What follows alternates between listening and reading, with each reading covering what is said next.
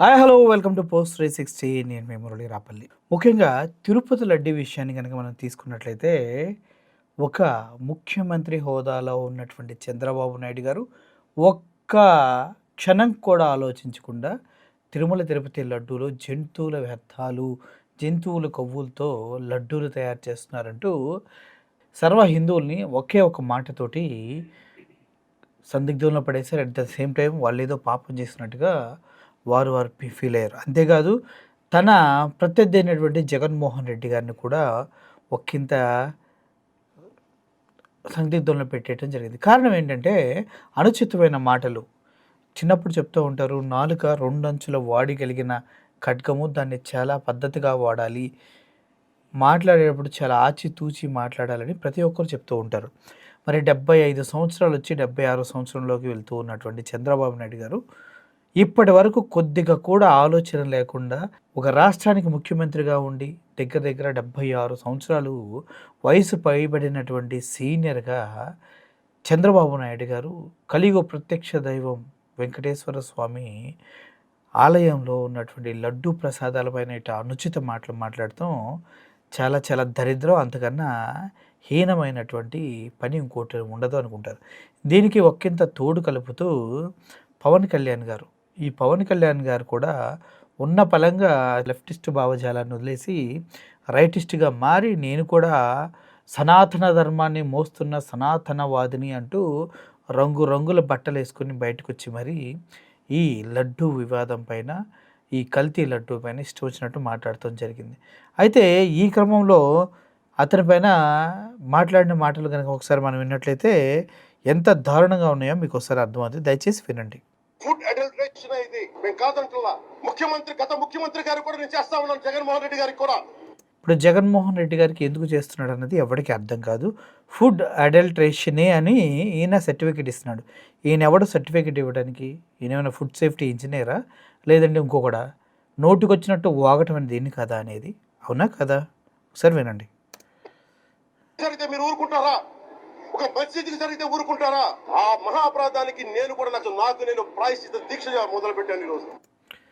ఒక చర్చిలో ఇటువంటి అపవిత్రం జరిగితే ఊరుకుంటారా? మసీదులో జరిగితే ఊరుకుంటారని ఏమీ తెలియకుండా, కనీస జ్ఞానం లేకుండా, అందుట్లో ఎటువంటి కల్తీ జరిగిందో తెలియకుండా ఇష్టం వచ్చినట్టు మాట్లాడినటువంటి సదరు డిప్యూటీ సీఎం, అదేవిధంగా పెద్ద హీరో పవన్ కళ్యాణ్ గారు కొద్దిగా సిగ్గు తెచ్చుకోండి.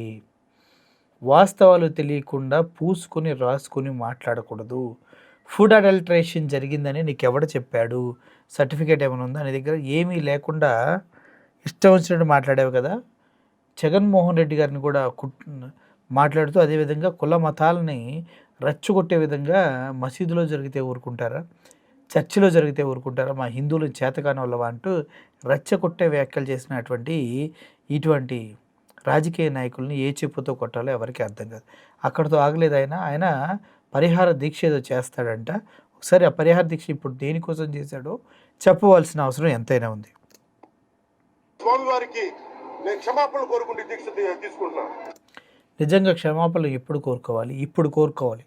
ఎందుకంటే సిట్ అధికారులు ఇచ్చినటువంటి నివేదికలో క్లియర్గా స్పష్టంగా మెన్షన్ చేయబడినది ఏంటంటే, ఏదైతే నెయ్యి సప్లై చేశారో అందుట్లో ఆవుకు సంబంధించిన కొవ్వులు కానీ, పందులకు సంబంధించిన కొవ్వులు కానీ, అదేవిధంగా చేపలకు సంబంధించిన ఫిషెస్కి సంబంధించిన ఆయిల్స్ కానీ ఏవి కూడా కలవలేదంటూ సుస్పష్టంగా ఛార్జ్ షీట్లో మెన్షన్ చేయటం జరిగింది. మరి ఇప్పుడు నిజంగా ఎప్పుడు కదా క్షమాపణ చెప్పాల్సింది ప్రజలకి?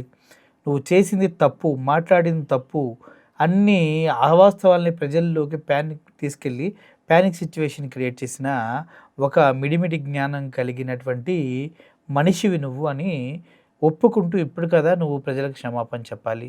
పరిహార దీక్ష చేస్తాడంట. మరి ఇప్పుడు కదా నా నోట్లోంచి తప్పు దొరికింది, తిరుమలకి లడ్డులే కాదు అక్కడ నుంచి అయోధ్యకి వెళ్ళిన 1,00,000 లడ్డుల్లో కూడా అడల్ట్రేషన్ జరిగిందని చెప్పి ఇంకా హిందూ సమాజాన్ని రెచ్చగొట్టి వాళ్ళ మనసుల్లో జగన్మోహన్ రెడ్డి గారి పట్ల, అదేవిధంగా అప్పుడున్నటువంటి రాజకీయ నాయకుల పట్ల ద్వేషభావాన్ని నింపి కుల మతాలను రేపింది నువ్వు కాదా?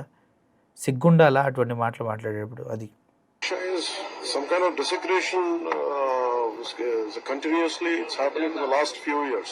So this is not just about one Prasad issue today. Maybe it came out. Maybe this was the triggering point. This Prayashit Diksha is the commitment for take forward the Sanatana Dharma Parirakshana Board is very essential. That is order of the day. It is Pawan Kalyan ఒక అడుగు ముందుకేసి ఇంగ్లీష్లో ఈయన ఏం చెప్తూ ఉన్నారంటే ఇది ఒక్కటే కాదు, ఇటువంటివి చాలా జరిగాయి, ఇది just initial trigger point. Tirumala Tirupati దేవస్థానం ఇటువంటి ఎన్నో జరిగాయి కాబట్టే సనాతన ధర్మాన్ని నేను ముందుకు తీసుకువెళ్లాల్సిన అవసరం ఉంది, దానికి ఒక బోర్డు పెట్టాల్సిన అవసరం ఉంది అంటూ మాట్లాడుతూ ఇష్టం వచ్చినట్టుగా పేలేడప్పుడు. ఎట్లా సిగ్గుందా ఇప్పుడు? వెంకటేశ్వర స్వామి గత 2019 నుంచి 2024 వరకు ఒక్క వివాదమైన బయటకు చూసావా? చూడలేదే. కానీ ఇప్పట్లాగా జనాలు చచ్చిపోవటాలు, అక్కడికి వెళ్ళి మందు బాటిల్ దొరకటాలు, మాంసం దొరకటాలు, ఇటువంటి చెత్త చెదరం ఏమైనా విన్నాం ఎప్పుడన్నా? వినలేదు కదా. మరి అటువంటి చేతకాని మాటలు ఎందుకు మాట్లాడారు పవన్ కళ్యాణ్ అని అందరూ అంటున్నారు. మరి ఏం సమాధానం చెప్తాడు? ఇంకా పరిహార దీక్ష చేస్తాడంట. సిగ్గుండాలి ఈ మాటలు మాట్లాడడానికి. Parirakshana Board is very essential. That is order of the day. It is not just about the Honorable ex-CM of the state.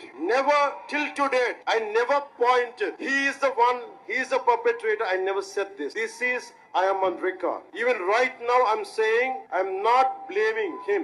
I'm not blaming him. I'm not blaming him. ఇలా పవన్ కళ్యాణ్ గారు తను ఇష్టం వచ్చినట్టు మాట్లాడినటువంటి సందర్భాలు అనేకం ఉన్నాయి. అయితే వీటన్నిటిని ముందుగానే ఊహించే ఒక కుర్రోడు ఉంటాడు, బాబోరు కాన్సెప్ట్ చేస్తూ ఉంటాడు. అతను మాట్లాడిన మాటలు కూడా మీకు వినిపిస్తా ఈనండి. అసలు చాలా బాధగా ఉందండి. నా పాలు నేను ఇంట్లో కూర్చొని పొట్టు మాంసం తింటుంటే బాబోరు ఫోన్ చేసి, ఒరే పవర్ రేంజరు లడ్డు మ్యాటర్ చాలా స్లోగా నడుస్తుంది, నువ్వు వెళ్ళి ప్రెస్ మీట్ పెట్టి అగ్గంటిచ్చిరారా అన్నాడండి. సరే బాబు రెస్యూరెన్స్ ఇచ్చారు కదా, పైగా ప్రభుత్వం మందే, మనల్ని ఎవరు ఆపేదని ప్రెస్ మీట్ పెట్టి 11 రోజులు మాలేసేస్తాను, సనాతన ధర్మాన్ని కాపాడేస్తానని రెచ్చగొట్టి మా తల మధ్య కూడా పెట్టేశాను కదండి. ఇప్పుడు ఆ ఇష్యూ నేషనల్ అయిపోయి కోర్టులో లడ్డూలో కల్తీ జరిగిందా లేదా అని ఆధారాలు తీసుకురమ్మన్నారండి. సరే బాబు గారి దగ్గరికి వెళ్ళి ఆధారాలు ఏమని అడిగితే ఆధారాలు లేవు, బొంగు లేవు, నిన్న ఎవర్రా ప్రెస్ ముందు నోటుకొచ్చినట్టు వాగమంది, కింద మీద అయితే నిన్ను ఇరికిచ్చి మింగుతా ఉన్నాడండి. దెబ్బకు బుర్ర పాడైపోయిందండి బాబు. ఇప్పుడు ఇష్యూ సీరియస్ అయ్యేసరికి అబ్బా కొడుకులు ఇద్దరు సైడ్ అయిపోయి నన్ను ఇరికిచ్చి మింగుదామని చూస్తున్నారండి. అప్పటికి చెప్పారండి, ఒరే ఆయన 40 ఏళ్ల చరిత్ర కలిగినోడు, నువ్వు చూస్తే పిల్ల పూగాడివి, మింగుదామని పోయి మింగించుకొని వస్తామని చెప్పారండి. నేనేం లేదండి. అయ్యో బాబోయ్ చాలా లోతుగా దింపేశాడండి. నిజంగా చెప్పాలంటే చాలా లోతుగా దింపేశారు. National issue, international issue, Venkateswara Swami భక్తులు ఎంతమంది అయితే ఉన్నారో, హిందూ లోకం ఎంతమంది అయితే ఉన్నారో అందరూ కూడా ఈ విషయాన్ని చాలా సీరియస్గా తీసుకున్నారు. కానీ ఇప్పుడు అందుట్లో అడల్ట్రేషన్ ఏదీ లేదు అని తెలిసిన తర్వాత ఊపిరి పీల్చుకొని గర్వంగా నిలబడుతూ ఉన్నారు.